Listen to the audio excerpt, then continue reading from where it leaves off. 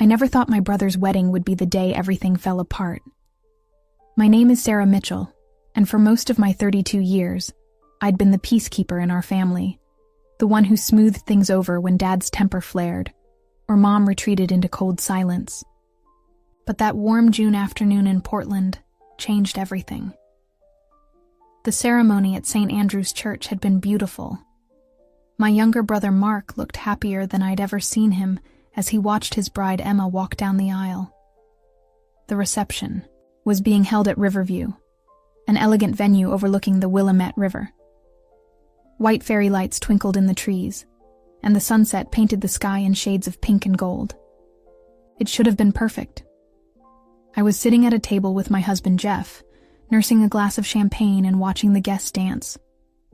Mom had outdone herself planning everything, from the flowers to the menu. She'd always been fastidious, demanding, perfection in all things, especially when it came to appearances. Dad was at the bar, his loud laugh carrying across the room as he chatted with Emma's father. "You should eat something," Jeff said, sliding a plate of hors d'oeuvres toward me. "I'm not hungry," I replied, still watching Dad. He was on his fourth, scotch, and the night was young. I could feel the familiar knot of anxiety forming in my stomach. That's when my phone buzzed. A text from my sister Lisa. "He's going to make a speech. Mom just told me. Can you stop him?" I looked up and saw Dad moving toward the microphone set up near the dance floor. His gait was unsteady, his face flushed. Mom was watching him with that tight smile she wore when she was furious, but refusing to show it. "Excuse me," I said to Jeff, already rising. "Sarah, don't," he warned, grabbing my wrist. "Let it play out. It's not your responsibility." But it always had been. Ever since I was 10, and I realized I could sometimes head off Dad's explosive arguments with Mom by asking him about work or sports, anything to distract him. Ever since I started sitting with Lisa when she cried after their fights, telling her everything would be okay tomorrow. Ever since Mark started calling me instead of Mom when he needed advice. I pulled away from Jeff and hurried across the room, but I was too late. Dad tapped the microphone, causing a screech of feedback that made everyone wince. "Hello, everyone." His words were slightly slurred. "I'd like to make a toast to my son and his beautiful bride." The room quieted, and I froze halfway between my table and the microphone. Maybe it would be okay. Maybe he'd keep it simple and sweet. You know, when Mark told me he was marrying Emma, I wasn't surprised. She's gorgeous, smart, comes from good stock. He winked at Emma's father, who forced an uncomfortable smile. But I did tell him, "Marriage isn't all roses, son. Just look at me and your mother." A ripple of nervous laughter went through the crowd. Mom's smile hardened. 40 years this August. 40 years of compromises. 40 years of... He paused, swirling his drink. Adjustments. I started moving again, faster now. "What I'm trying to say is," Dad continued, his voice getting louder, "marriage changes you, and not always for the better. Your mother and I..." "Dad," I said, reaching him at last and putting a hand on his arm. "How about we let Mark and Emma have the spotlight tonight?" He looked at me, momentarily confused, then something flashed in his eyes. Anger, or maybe hurt. "Always interrupting me, Sarah. Always thinking you know best." "I just think maybe this isn't the right time for the truth," he said loudly, turning back to the microphone. "You've always tried to hide it, haven't you? Always pretending we're the perfect family. Tell me, does Jeff know what we're really like? Does Emma?" The room had gone completely silent. Mark was staring at us, his face pale. Emma looked like she might cry. Mom had disappeared. "Dad, please," I whispered. "You're drunk. Let's go outside for some fresh air." "I'm fine right where I am," he said, jerking his arm away. The motion was so sudden that I stumbled back, bumping into a waiter carrying a tray of glasses. The crash seemed impossibly loud in the quiet room. Classic Sarah, Dad laughed bitterly, always causing a scene while pretending to prevent one. That's enough, Richard. Mom's voice cut through the silence. She had reappeared at the edge of the dance floor. You're embarrassing yourself. Oh, I'm embarrassing myself. Dad's voice rose. That's rich coming from you, Elizabeth. How many times have you threatened to leave me? How many times have you packed a bag only to unpack it again because you're too afraid to be on your own? People began to whisper. I looked at Mark, silently pleading for help. But he just sat there, his arm around Emma, as if he could shield her from the implosion of our family. Lisa approached cautiously. Dad, everyone's watching, she said softly. Let them watch, he roared. Let them see what 40 years of marriage really looks like. Jeff was suddenly beside me, taking charge in a way he never had before. He pried the microphone from Dad's hand and spoke calmly into it. I think it's time for the best man's speech. Tom, are you ready? Emma's brother Tom jumped up, looking relieved to have something to do. Jeff guided Dad away from the microphone and toward the door, whispering something in his ear that made him stop fighting. I stood frozen, fragments of broken glass glittering at my feet, like all the illusions I'd maintained about our family. Mom approached me, her face a mask of composure. Clean that up, she hissed, gesturing at the mess. And then find your father. He can't drive home like this. Mom, Not now, Sarah. We'll talk about this later. She turned away to soothe Emma's visibly upset parents. As the best man began his speech, trying too hard to be funny and failing, I knelt down to help the waiter gather the broken glass. My hands were shaking so badly I cut myself, a thin line of red appearing on my palm. Leave it, the waiter said kindly. We'll take care of it. I nodded mutely and stood up, looking around the beautiful reception that now felt like a battlefield. Mark caught my eye from across the room, and for the first time in my life, I saw accusation there, as if I had failed him by not preventing this sooner. As if this disaster was somehow my fault. And maybe it was. Maybe all these years of peacekeeping had just delayed the inevitable. Maybe I'd actually made things worse by helping everyone pretend. I walked out of the reception hall into the warm summer night, blood trickling down my wrist, in search of my father, and wondering why I even bothered anymore. I found Dad sitting on a stone bench in the garden, his bow tie undone, staring at nothing. The fairy lights cast strange shadows across his face, making him look older than his 65 years. The car keys, Dad, I said, holding out my hand. The cut on my palm had stopped bleeding, but it stung in the night air. He looked up, squinting. Sarah, come sit with me. He patted the bench. When I didn't move, he sighed heavily. I'm not driving anywhere. Jeff already took my keys. I stood there, torn between anger and the lifetime habit of forgiving him. Behind me, I could hear the muffled sounds of the reception continuing. The music, the laughter, life going on despite what had just happened. You ruined Mark's wedding, I said finally. It was just a speech, he muttered, running a hand through his silver hair. Everyone was drinking. No one will remember by tomorrow. Mark will remember. Emma will remember. Her parents will remember. Dad shrugged. They'll get over it. That's when something inside me snapped. 22 years of being the family. Buffer, of smoothing things over, of making excuses for him.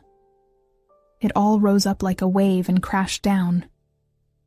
No, they won't get over it, I said, my voice shaking. Just like I haven't gotten over you missing my college graduation because you were hungover. Or Lisa hasn't gotten over you calling her boyfriend a waste of space at Thanksgiving. Or Mark hasn't gotten over you showing up drunk to his high school championship game and picking a fight with his coach. Dad's face darkened. If this is the thanks I get for everything I've done for you kids, What have you done for us, besides teach us how to walk on eggshells and make us experts at damage control? I put a roof over your head. I paid for that fancy college degree you're so proud of, and you think that's enough? You think that makes up for the screaming matches with Mom? For the times you disappeared for days without explanation? For making us all terrified of bringing friends home because we never knew what version of you they'd meet? He stood up suddenly, swaying slightly. I don't have to listen to this. Not from my own daughter. No, you don't, I agreed, stepping back. You don't have to listen to anyone. You never have. But I don't have to keep pretending everything's okay either. I turned to leave, but his voice stopped me. Your mother's the one you should be angry with. All these years, she's been the one threatening to leave, holding it over my head, making demands. I looked back at him. Did it ever occur to you that maybe she should have left? That maybe we'd all have been better off? The hurt that flashed across his face made me regret the words immediately, but I couldn't take them back, and maybe I didn't want to. Maybe they needed to be said. You don't mean that, he said quietly. I don't know what I mean anymore. I wrapped my arms around myself, suddenly cold despite the warm evening. I'm going back inside to help Mark and Emma salvage what's left of their wedding. I've called you an Uber. It should be here in 5 minutes. Go home, Dad. Sleep it off. I left him there in the garden and headed back toward the reception. Before I reached the doors, Jeff intercepted me. There you are, he said, relief evident in his voice. Are you okay? No, I answered honestly. I'm not. He pulled me into a hug, and for a moment I let myself lean into his strength. But only for a moment. There was still too much to do. How bad is it in there? I asked, pulling away. Your mom is telling everyone your dad wasn't feeling well. Food poisoning, apparently. I laughed bitterly. And they're buying that? Some are, others. He shrugged. The band is playing again. Dancing has resumed. Mark and Emma seem okay. Seem being the operative word. I straightened my shoulders. Let's go back in. The reception was indeed continuing, but there was an undercurrent of tension. Small clusters of guests were whispering together, falling silent as we passed. Mom was chatting with Emma's mother, her smile firmly in place, though it didn't reach her eyes. Mark and Emma were dancing, their foreheads pressed together as they whispered to each other. Lisa appeared at my side, a glass of wine in her hand. Where's Dad? Going home. I called him an Uber. She nodded. Probably for the best. Mom's in full damage control mode. What else is new? I said, more sharply than I intended. Lisa raised an eyebrow. Whoa, what happened out there with Dad? Nothing new, I sighed. Same arguments, different day. You look upset. I'm fine. She gave me a skeptical look but didn't push. That was our family's way. Don't push, don't probe too deeply, keep the peace at all costs. I grabbed a fresh glass of champagne from a passing waiter and downed half of it in one go. Jeff frowned but said nothing. He'd been telling me for years that I needed to step back from my role as family mediator, that it wasn't healthy. But he didn't understand what it was like to grow up in a house where silence could explode into shouting without warning, where tension hung in the air like smoke. The night wore on. I danced with Jeff, made small talk with relatives, helped Emma's grandmother find her shawl. I did everything expected of the sister of the groom. But something had shifted inside me. Each smile felt like a lie. Each isn't. It a lovely wedding? Made me want to scream. Around midnight, as the reception was winding down, Mark caught my arm as I passed by. Can we talk? He asked, his expression serious. I nodded and we stepped outside onto the terrace. The night had cooled, and the river glittered under the moonlight. I'm so sorry about Dad, I began immediately. I should have seen it coming. I should have... Stop, Mark interrupted. That's what I wanted to talk to you about. You always do this. You always take responsibility for him. I blinked, surprised. I'm just trying to help. I know. But Sarah, it's not your job to fix everything he breaks. It never was. But no buts. Look, what happened tonight was awful. But Emma and I will be okay. We're leaving for our honeymoon tomorrow, and by the time we get back, this will just be a bad memory. Mark, he humiliated you in front of everyone. Yes, he did. And that's on him, not you. He squeezed my arm.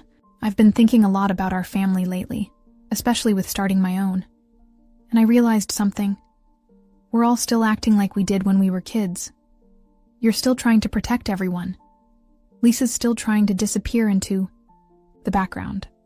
I'm still trying to be perfect so I don't rock the boat.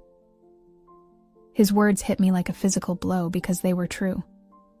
We were all still playing the roles we'd assigned ourselves decades ago. So what do? I asked softly. I don't know about you, but I'm breaking the cycle. Emma and I have already talked about it. Our home is going to be different. Our kids will never have to worry about which version of Dad is coming home tonight. I felt tears spring to my eyes. You'll be an amazing father, Mark. He smiled, then grew serious again. But I need you to do something for me, Sarah. Anything. Stop carrying us all. It's crushing you, and it's not helping any of us in the long run. I started to protest, but the words died in my throat. Because deep down, I knew he was right. Whatever I'd been doing all these years, the peacekeeping, the smoothing over, the pretending, it hadn't fixed anything. Our family was as broken as ever. I'll try, I promised, though I wasn't sure if I knew how to stop. Mark hugged me tightly. That's all I ask. As we walked back inside, I caught sight of Mom standing alone by the gift table, straightening already perfectly arranged presents. The familiar tightness of her shoulders told me she was still seething about Dad's behavior. For the first time, I didn't go to her. I didn't offer reassurance or help with damage control. Instead, I took Jeff's hand and asked him to take me home. On the drive back to our apartment, I leaned my head against the window and watched Portland's lights blur through my tears. Jeff reached over and took my hand, his thumb gently caressing my wedding ring. You okay? He asked softly. No, I answered truthfully. But maybe someday I will be. Create. 3 weeks after the wedding disaster, I was sitting in Dr. Barrett's office, watching dust motes float in the sunlight streaming through her window. The leather chair creaked as I shifted uncomfortably. So you've been avoiding your parents since the wedding? She asked, her voice neutral. Not avoiding exactly, I said. Just taking a step back, like Mark suggested. Dr. Barrett nodded. I'd been seeing her for about 2 months, initially for what I'd called minor anxiety issues. Jeff had gently suggested therapy after finding me awake at 3 a.m. for the 5th night in a row, compulsively checking work emails. And how does that feel? She asked. I almost laughed. That was such a therapist question. Strange, I admitted, like I'm neglecting something important. But are you neglecting something important? I thought about it. Mom had called 11 times in the past 3 weeks. I'd answered twice, keeping the conversations brief. Dad had texted once, a terse, need to talk, which I'd ignored. Lisa had reported that they were same as always, which meant they were pretending nothing had happened. It feels that way, I said finally. They're my parents. I should be there for them. Why? The question caught me off guard. Because that's what family does. Is it? Dr. Barrett leaned forward slightly. What does your family do, Sarah? Images flashed through my mind. Mom sitting stone-faced at the breakfast table while Dad slept off another bender. Lisa hiding in her room during arguments. Me making excuses for Dad to Mark's friends when he showed up late to pick us up from school, reeking of alcohol. We pretend, I said softly. We pretend everything's fine when it isn't. And who does that serve? I stared at her, unable to answer. The next day, I met Lisa for coffee at Powell's Books Cafe, our childhood sanctuary. Growing up, we'd escape to the massive bookstore whenever things got too tense at home, losing ourselves for hours among the shelves. How's the stepping back going? Lisa asked, stirring her latte. Weird, I admitted. I feel guilty all the time. Join the club. She ran a hand through her short auburn hair, so different from my blonde waves. We'd always been opposites. Me, the responsible one. Her, the rebel. Or so I'd thought. I've been seeing them for Sunday dinner, and it's exhausting. Mom acts like nothing happened, and Dad's been on his best behavior. It's like watching two people perform a play they've rehearsed for years. Have they mentioned me? Mom asks about you, says you're not answering her calls. The guilt twisted in my stomach. I just need some space. I know, Lisa said, surprising me with her understanding.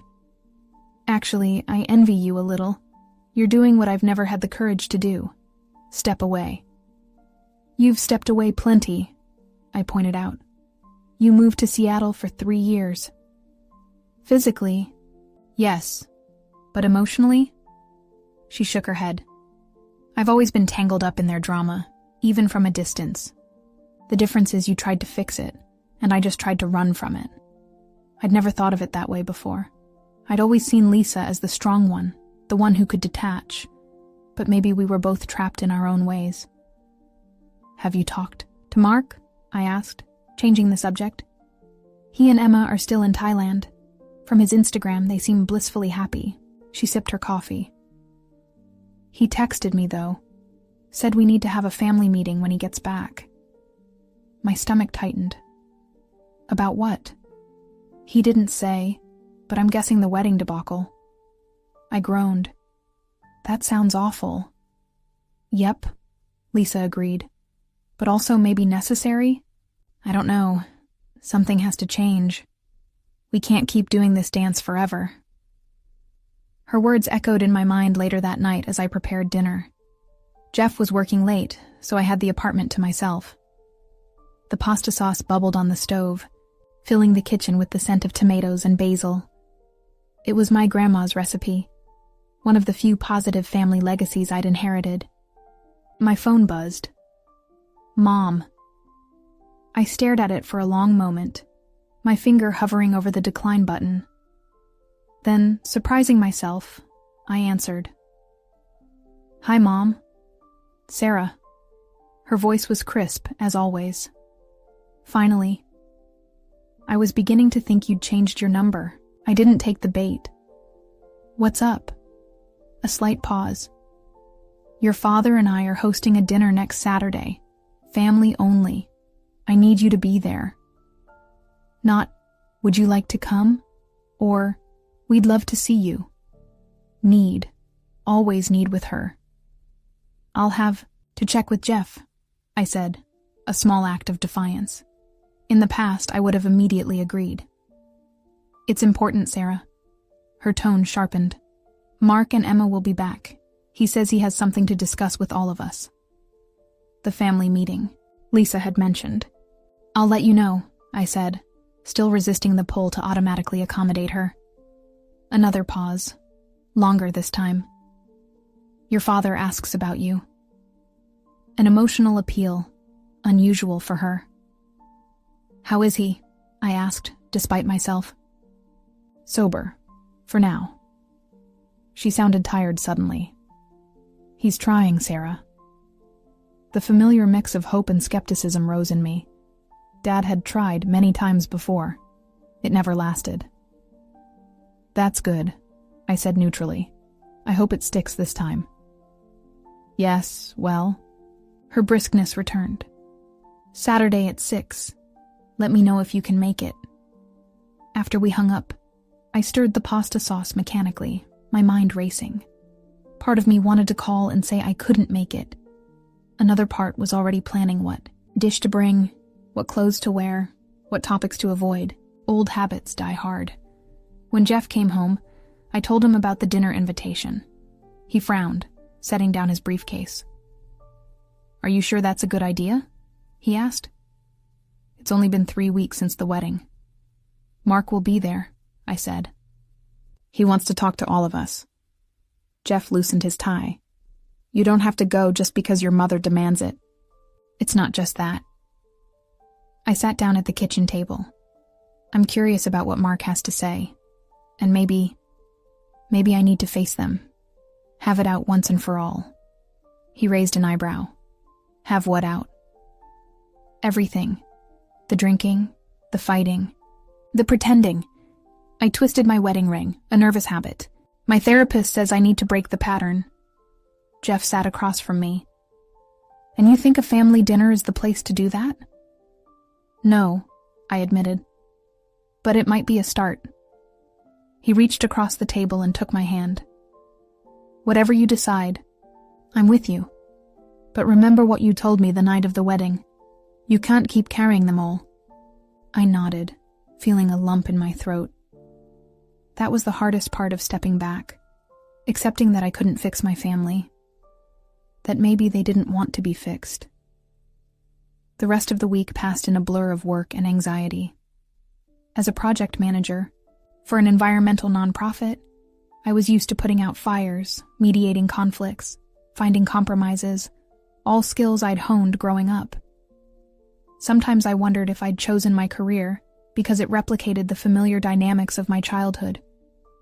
On Friday night, I dreamt of the wedding again. In the dream, Dad's speech went on for hours, his voice growing louder and louder until the walls of the reception hall cracked. I tried to reach him, but my feet were stuck to the floor. I woke up gasping, my heart racing. Jeff's arm came around me in the darkness. "Same dream?" he murmured. "Yeah." I leaned into him, grateful for his steady presence. "I don't know if I can do this tomorrow." "You don't have to." "But if I don't go," I trailed off. "What? The world will end?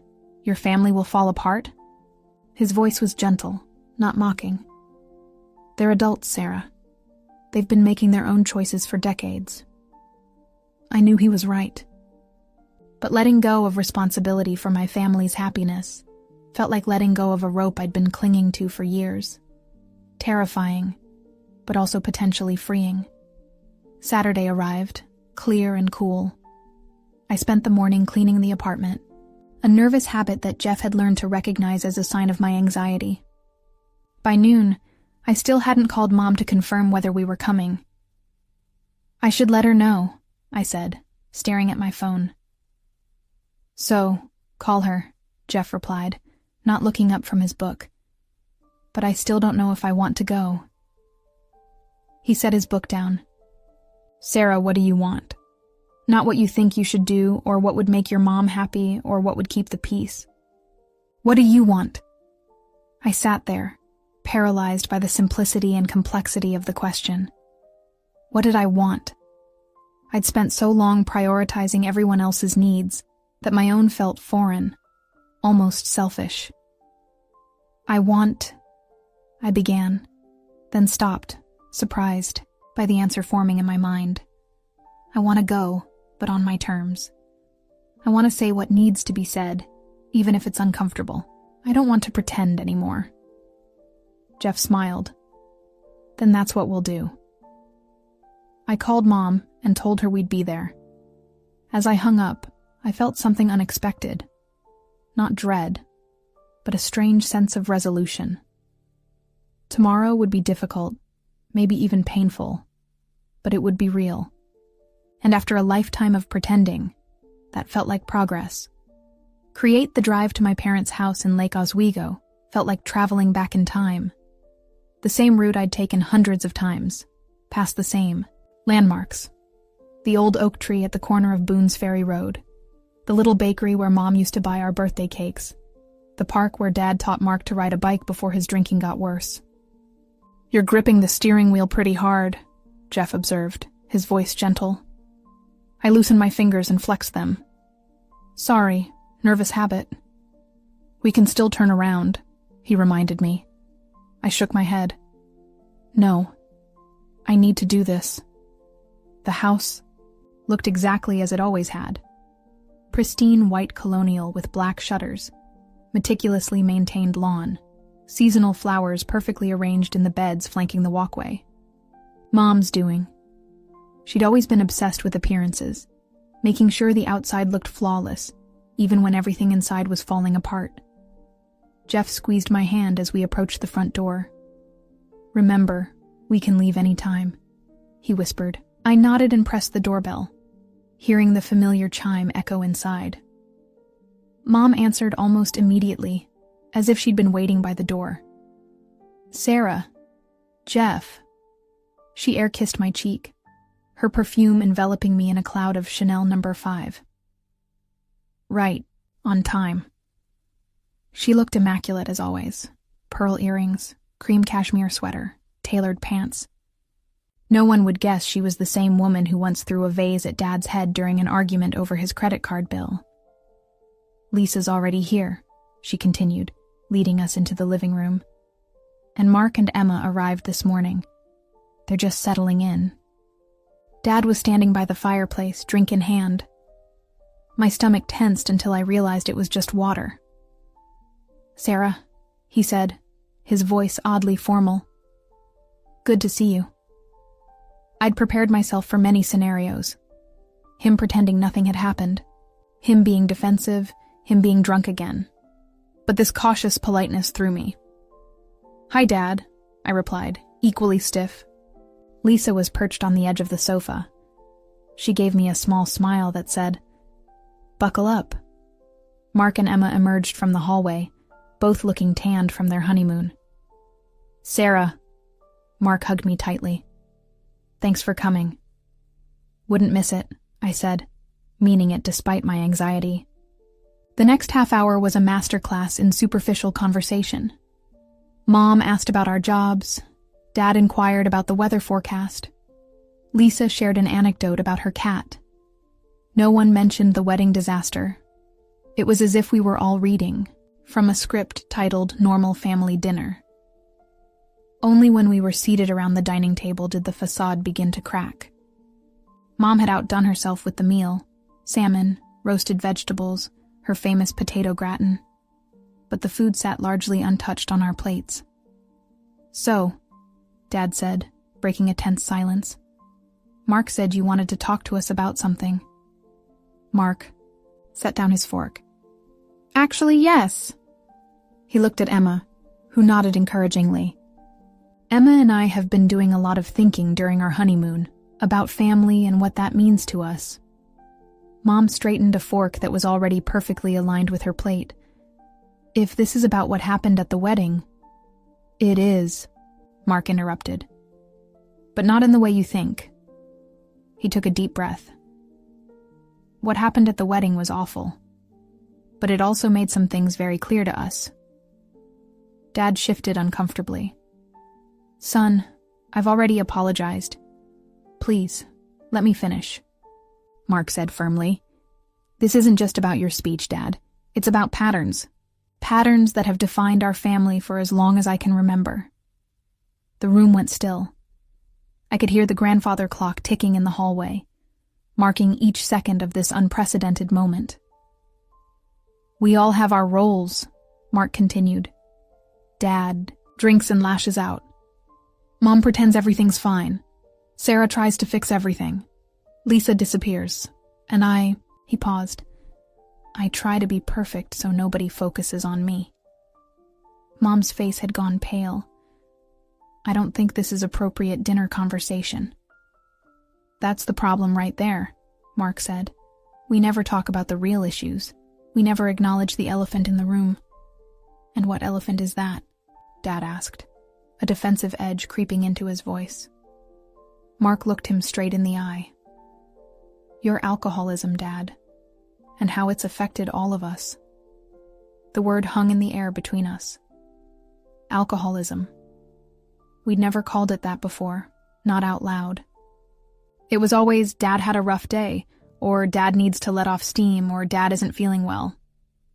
That's That's ridiculous, Dad scoffed, but his voice lacked conviction. Is it? Lisa spoke up, surprising me. You've been drunk at every significant event in our lives. Graduations, birthdays, holidays. You missed my college graduation entirely because you were too hungover to get on the plane. And you've threatened to leave Mom at least once a year for as long as I can remember, I added, finding my voice. Mom's eyes flashed with anger. I don't see how airing all this dirty laundry helps anything. Because we're done pretending, Mark said. Emma and I are expecting a baby. The announcement landed like a bomb in the middle of the table. Under different circumstances, it would have been a moment of joy. You're pregnant? Mom asked, momentarily distracted from her anger. When? I'm 8 weeks along, Emma said, quietly. It was the first time she'd spoken since we sat down. Due in February. That's... Mom seemed to struggle for the appropriate response. Wonderful news. It is, Mark agreed. And it's also why we needed to have this conversation. Because things need to change before our child is born. Dad's face had gone red. What are you saying? That we won't be allowed to see our grandchild? I'm saying there will be boundaries, Mark replied calmly. I won't expose my child to the chaos I grew up with.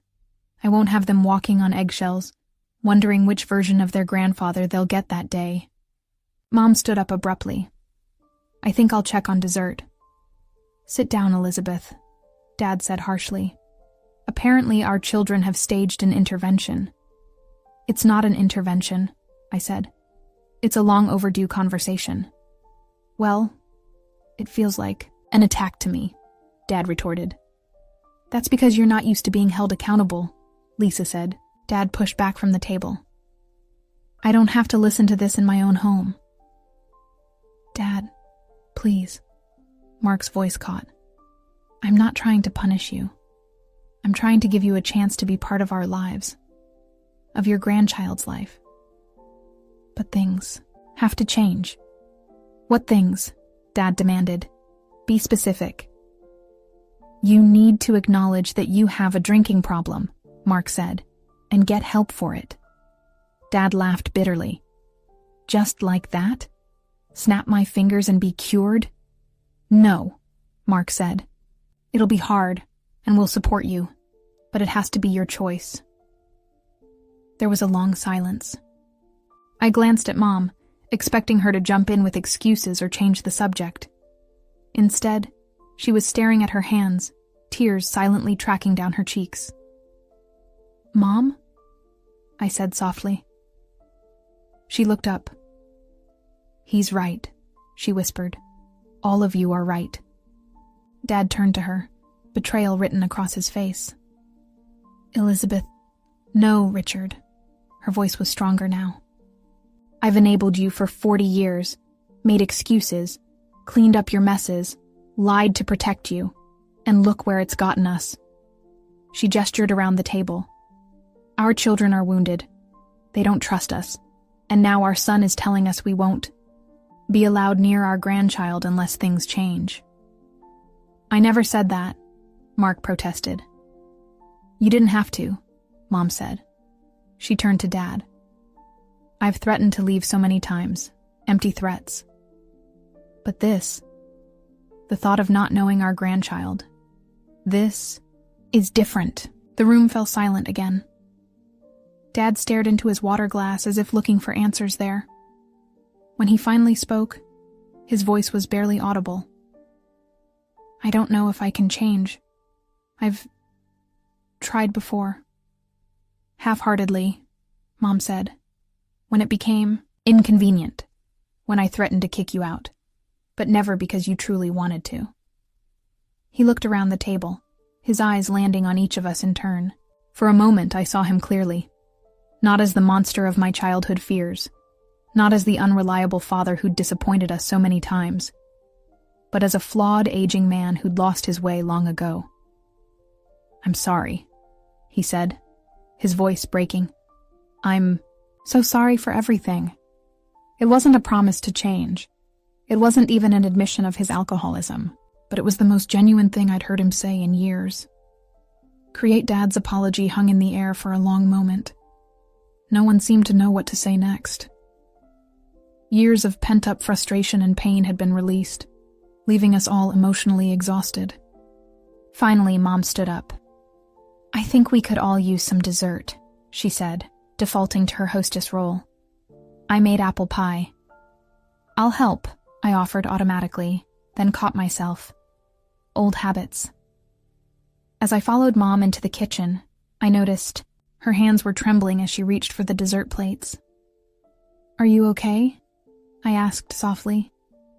She didn't answer immediately, methodically cutting the pie into perfect slices. "I never wanted this for you kids," she finally said.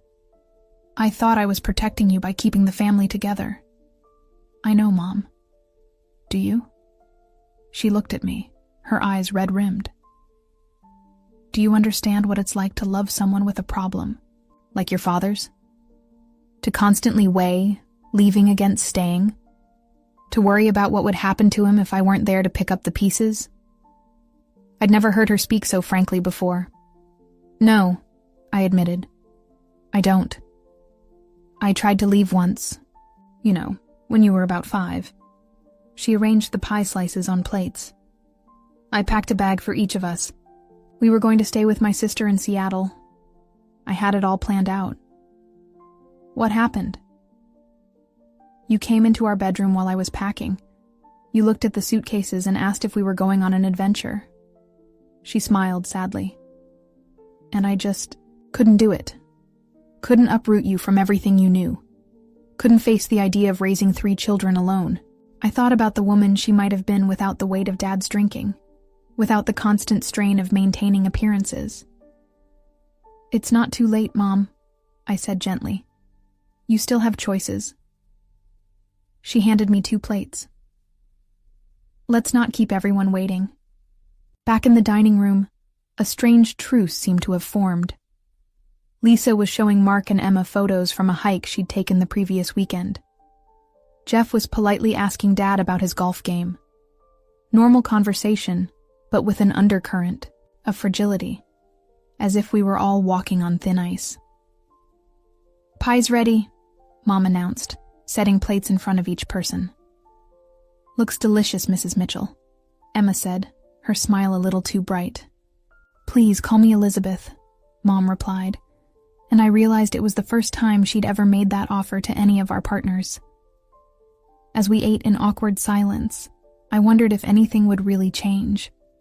Dad had apologized, but he hadn't promised to get help. Mom had acknowledged her enabling, but she was already slipping back into her hostess persona. Were we just going to pretend this conversation never happened? Mark seemed to read my thoughts. "So," he said, pushing his half-eaten pie away. "Where do we go from here?" Dad set down his fork. "What exactly are you asking for, son?" "I told you. I want you to get help. Real help. Not just cutting back for a few weeks until everyone stops watching you. Eh?"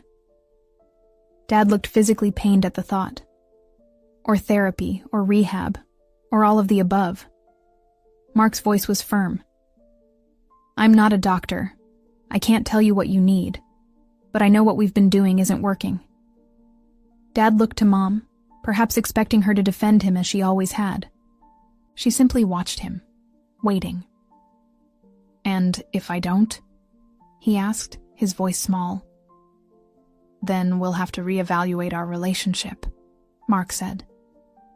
"All of us will." The words landed heavily. I realized Mark was doing something I'd never had the courage to do. Setting a boundary and sticking to it. "You're giving me an ultimatum," Dad said, anger creeping back into his voice. "I'm giving you a choice," Mark corrected. "Richard," Mom said quietly, "listen to what they're saying. Really listen." Dad looked around the table at each of us. "And all of you feel this way?" Lisa nodded. "I've been keeping my distance for years because of this. Why do you think I moved to Seattle?"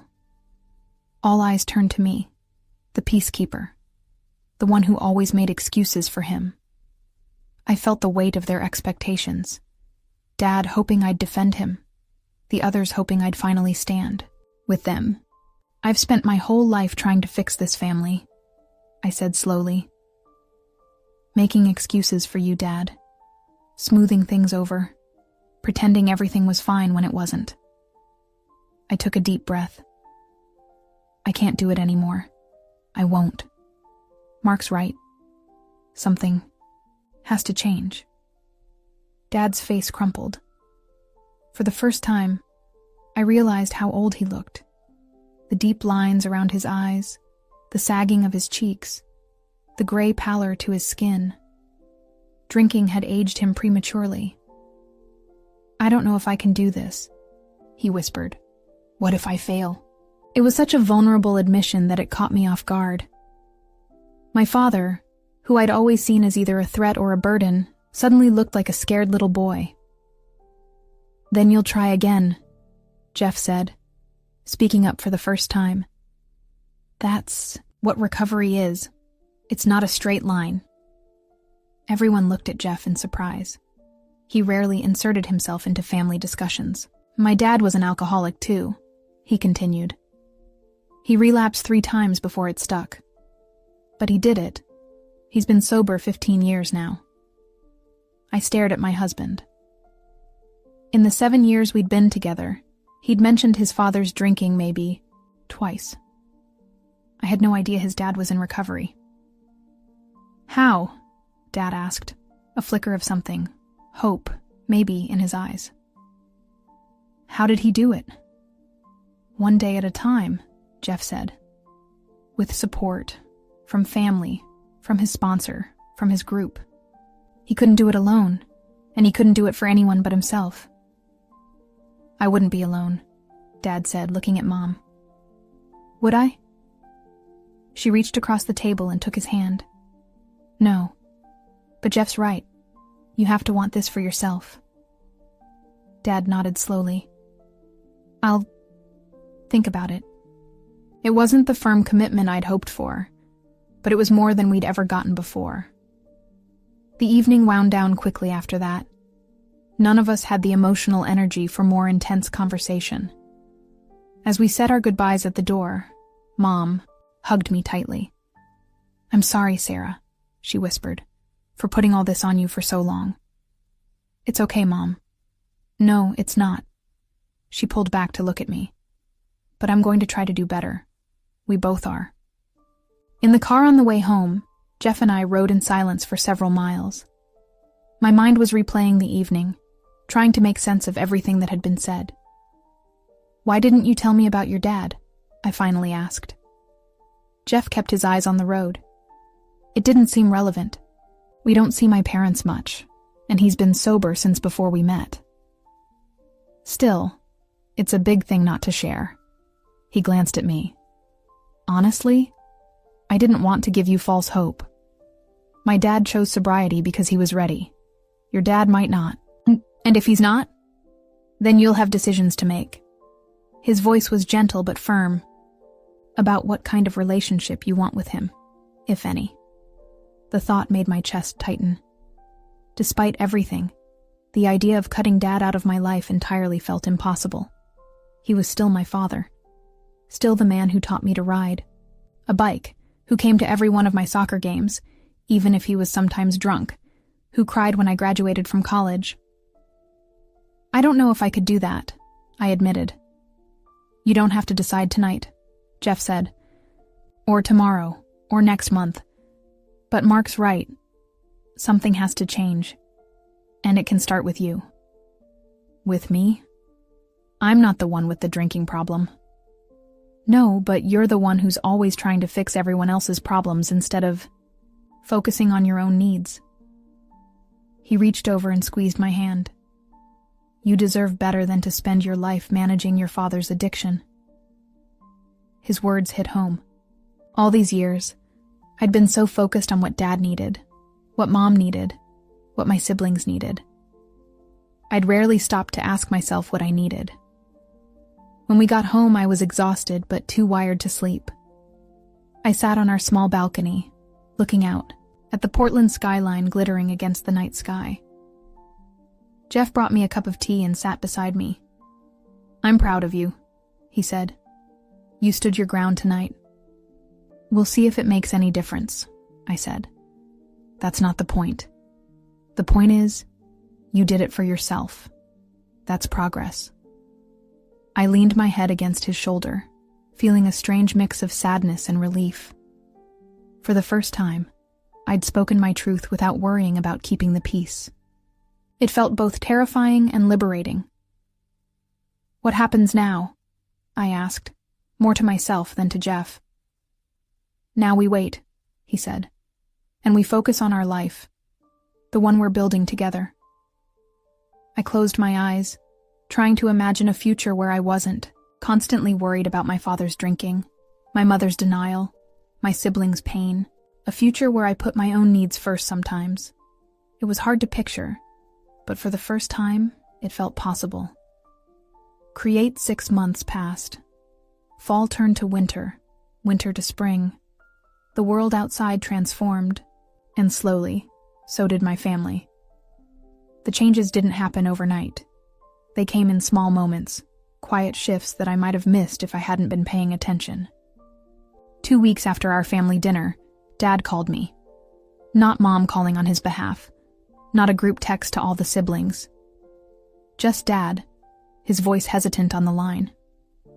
"I've been going to meetings," he said without preamble.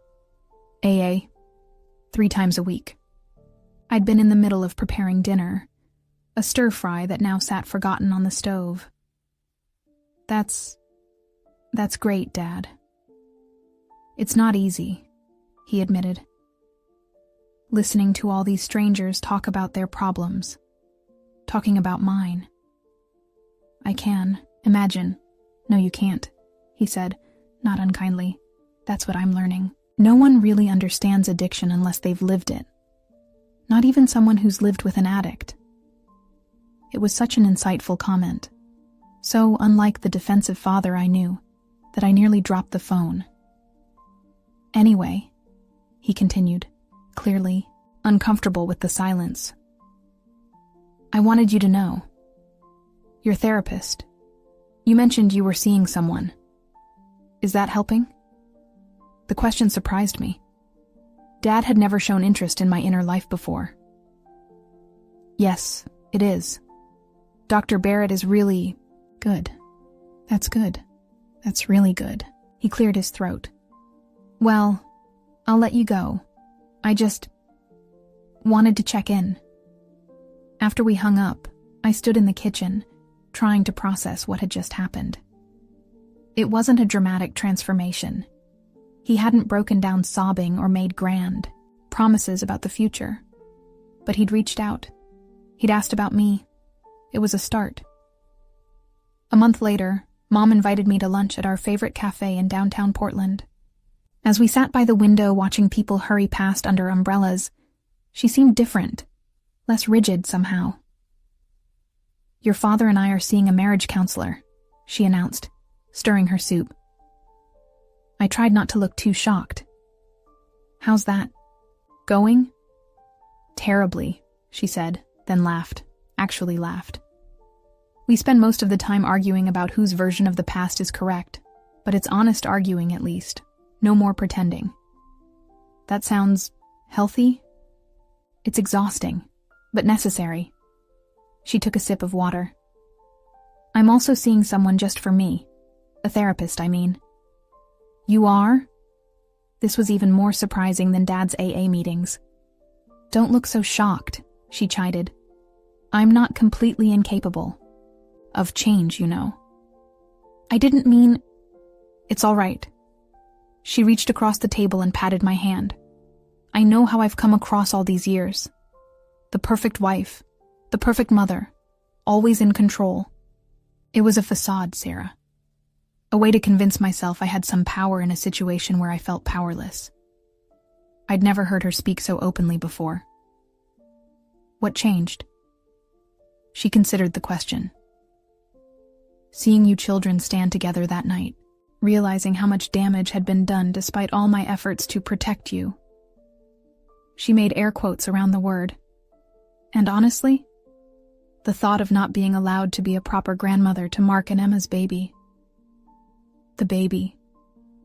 In all the drama, I sometimes forgot about the new life coming into our family. Have they found out if it's a boy or girl?" "A girl," Mom said, her face softening. "They're naming her Claire. Claire Elizabeth." "They're using your name?" "Middle name only," Mom said, but she looked pleased. It was Emma's idea, apparently. She said despite everything, she admires how I've kept the family together. I wasn't sure how to respond to that. Part of me wanted to argue that keeping a family physically together while it fell apart emotionally wasn't something to admire. But another part recognized that Mom had done the best she could with the tools she had. "That's nice," I said finally. "Yes, well," she straightened her silverware. "I'm hoping to be a different kind of grandmother than I was a mother. More honest, less concerned with appearances." "I think that sounds wonderful, Mom." She smiled, a genuine smile that reached her eyes. "I've missed this, just talking with you. When did we stop really talking?" "I'm not sure we ever started," I said honestly. She nodded, accepting the truth of it. "Then I suppose it's never too late to begin." Spring arrived, bringing cherry blossoms to the streets of Portland and baby, Claire to our family. I visited Mark and Emma at the hospital the day after she was born, a tiny bundle with tufts of dark hair and her father's nose. "Want to hold your niece?" Emma asked, carefully transferring the swaddled infant to my arms. Claire was warm and solid, her eyes unfocused but somehow wise. I felt a surge of protectiveness so strong it brought tears to my eyes. "She's perfect," I whispered. "She is," Mark agreed, looking exhausted but happier than I'd ever seen him. "Mom and Dad are coming later. Dad's been sober for 5 months now." "I know. He tells me his day count every time we talk." These phone calls had become a weekly occurrence, awkward at first, gradually more comfortable. We mostly talked about neutral topics, the weather, sports, TV shows. But occasionally he'd share something from a meeting or ask about my work. Small steps. "Do you think it'll last?" I asked Mark when Emma went to the bathroom. He shrugged. "I don't know. I hope so, but I meant what I said. If he starts drinking again, he won't be allowed unsupervised time with Claire." "That seems fair," I said, gently rocking my niece. "What about you?" Mark asked. "How are you doing with all this?" I considered the question. The past 6 months had been a journey of their own. I'd continued therapy, learning to set boundaries not just with my family but with friends, colleagues, even Jeff. I'd declined projects at work that would have overwhelmed me, started a painting class I'd always been interested in, reconnected with friends I'd neglected.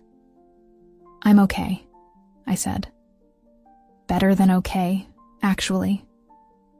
I feel like I'm finally figuring out who I am outside of all the family drama. "That's great, Sarah." Mark squeezed my shoulder. "You deserve that. You've carried us, all for too long."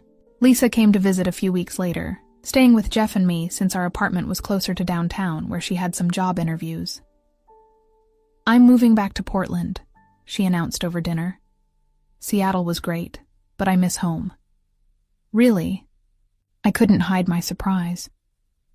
Lisa had always been the sibling most determined to escape Oregon. "Don't look so shocked," she laughed. "People change. Plus, I want to be closer to my niece, and to you guys." "What about Dad?" Jeff asked. "Is that part of your decision?" Lisa twirled pasta around her fork. "Partly. I want to see if this sobriety thing sticks.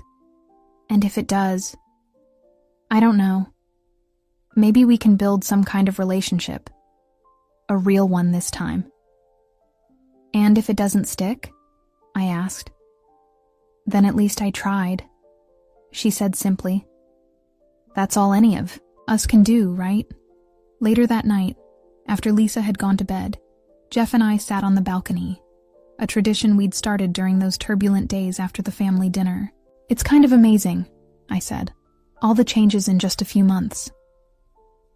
Your family had a lot of motivation, Jeff pointed out.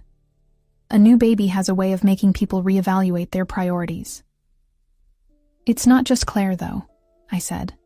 It was the confrontation. All of us finally being honest about the elephant in the room. True, but the elephant was always there. You just finally stopped tiptoeing around it. I leaned back in my chair, looking up at the stars barely visible through the city lights. Do you think it'll last? All these changes? Jeff considered this. Some will, some won't. Your dad might relapse. Your mom might fall back into old patterns. You might too. Wow, thanks for the vote of confidence, I teased. I'm just being realistic, he said. Change is hard. People slip up. The important thing is that you've all started the process, and that you're changing for yourselves, not just for each other. I thought about this. It was true. I wasn't setting boundaries just to make a point to my family. I was doing it because I was happier and healthier with those boundaries in place. Dad wasn't staying sober just because Mark had threatened to keep Claire away. He was doing it because he'd finally admitted he had a problem that was destroying his life. Mom wasn't in therapy just to save her marriage. She was there to understand herself better. The phone rang, interrupting my thoughts. I checked the clock. Nearly midnight. Late calls were never good news. It was Mom. Your father's had a heart attack, she said, her voice remarkably steady. He's at Providence. They're saying it's not too serious, but they're keeping him overnight. My stomach dropped. I'll be right there. No need to rush, she said. He's stable. I just wanted you to know. Are Mark and Lisa coming? I called them after you. Lisa's on her way. Mark's going to come in the morning. Emma's not feeling well, and he doesn't want to leave her alone with the baby. Do you need anything? Should I bring you a change of clothes? Food? Sarah, Mom's voice softened. I'm okay. I've got my purse and a book. The cafeteria is open until 2 a.m. Just come when you can. After we hung up, I sat there holding the phone, processing. 6 months ago, this call would have sent me into a panic. I would have dropped everything and rushed to the hospital, taking charge, managing everyone's emotions, neglecting my own needs. Do you want me to come with you? Jeff asked. Yes, I said, realizing I did want his support. But not right this minute. Mom says he's stable and she's okay for now. Let's go in the morning. Jeff looked surprised, but pleased. That's new. What is? You, not immediately jumping into crisis mode, trusting that your mom can handle herself. I hadn't thought of it that way. But he was right. It was new. And it felt right. The next morning we went to the hospital. Dad looked smaller somehow in the hospital bed, pale but alert. Tubes and monitors surrounded him, beeping steadily. Mild heart attack, he explained when I asked. Doctor says it was a warning shot. Need to change my diet, exercise more. He patted his stomach. Too many years of scotch and steaks. But you'll be okay? I asked. Good as new, they say. Just need to take better care of myself. He looked around at all of us gathered there. Mom in the chair beside him, Lisa perched on the windowsill, Mark and me standing at the foot of the bed. I'm sorry to worry you all. We're family, Lisa said. Worrying about each other is part of the deal. Dad nodded, his eyes suddenly wet. I've been doing a lot of that lately. Worrying about all of you. About the damage I've caused. Dad, you don't have to, Mark began. No, I need to say this. Dad sat up straighter. Last night, when they were wheeling me into the ER, I thought, this might be it. And all I could think about was regret. Regret for the years I wasted drinking. Regret for the pain I caused you all. He looked at each of us in turn. I don't want to die with those regrets. I want to make amends. Real amends. Not just words. Actions. The room fell silent, except for the steady beep of the heart monitor. It wasn't a dramatic Hollywood moment. No swelling music. No tearful embraces. Just a family standing together in a hospital room, facing the truth of their shared past and the possibility of a different future. One day at a time, Dad, I said finally. That's what they say in AA, right? He nodded, a small smile crossing his face. One day at a time. As we filed out later, leaving Mom to sit with him while he rested, I felt a strange sense of peace. Not because everything was fixed. It wasn't. Not because I believed there would be no more difficult days ahead. There would be. But because for the first time, we were facing those difficulties together, honestly, as a real family. Imperfect, wounded but healing, one day at a time,